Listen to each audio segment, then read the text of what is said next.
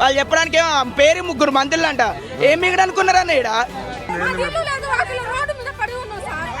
అమ్మ నాన్న ఇచ్చిన ఒక కుంట భూమి ఉంటే అక్కడ ఇల్లు కట్టలేక టౌన్లో పోయి బతుకుదామని చెప్పి మేము అక్కడ ఉన్నది కూడా అమ్ముకున్నాం సార్. ఖమ్మంలో కలెక్టరేట్ పరిధిలో ఉన్న వెలుగుమతి వినోద్ నగర్లో పేద ప్రజల ఇంటిపైన ఎటువంటి ఇన్ఫర్మేషన్ లేకుండా ఏ నోటీసులు ఇవ్వకుండా పేద ప్రజల ఇంటిపైన విరుచుకుపడి వాళ్ళ ఇళ్ళని ధ్వంసం చేశారు. ఇదేందని ప్రశ్నిస్తే ఇది గవర్నమెంట్ ల్యాండ్, మీకు ఇక్కడ ఉండే అధికారం లేదని వాళ్ళ ఇళ్ళని బుల్డోజర్లు ఇంకా జేసీబీలు పెట్టి మొత్తం ధ్వంసం చేశారు. ఒకవేళ అది గవర్నమెంట్ ల్యాండే అయితే మీరు ముందే నోటీసులు ఇచ్చి వాళ్ళకి వేరే ల్యాండ్ అలాట్ చేసి తర్వాత ఈ వర్క్ చేస్తే బాగుండేది. అలాంటిది ఎటువంటి ఇన్ఫర్మేషన్ లేకుండా డైరెక్ట్ అటాక్గా వచ్చేసి ఇళ్ళన్నింటినీ కూల్చేయడం ఎంతవరకు కరెక్ట్?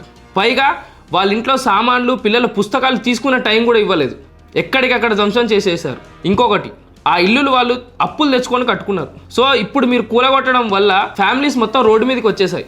ఇప్పుడు వాళ్ళకి కారణం ఎవరు? వాళ్ళ పరిస్థితి ఏంటి? వాళ్ళు ఎక్కడ ఉండాలి? మీరు వేరే ప్లేస్లో అలాట్ చేయరు, ఉన్న ప్లేస్ నుంచి వెళ్ళగొడతారు. పైగా ఇది గవర్నమెంట్ ల్యాండ్ అంటారు. ఇది ఎలా ఉందంటే అమ్మ పెట్టదు అడుక్కొని ఏదన్నట్టు ఉంది. అది గవర్నమెంట్ ల్యాండ్ అయ్యి ఉంటే ముందే నోటీసులు జారీ చేసి, అంటే లిఖితపూర్వమైన పత్రాలు జారీ చేసిన తర్వాత ఏదైతే చేశారో అది చేసి ఉంటే బాగుండేది.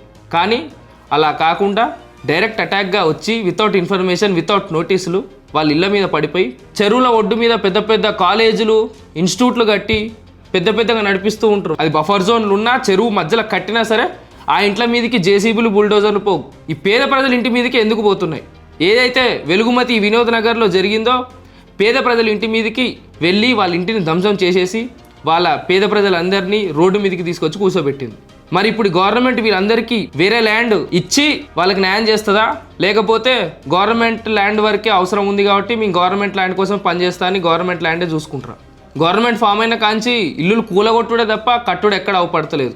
మరి దీని మీద మీ ఒపీనియన్ ఏంటో మాకు కామెంట్లో తెలియజేయండి.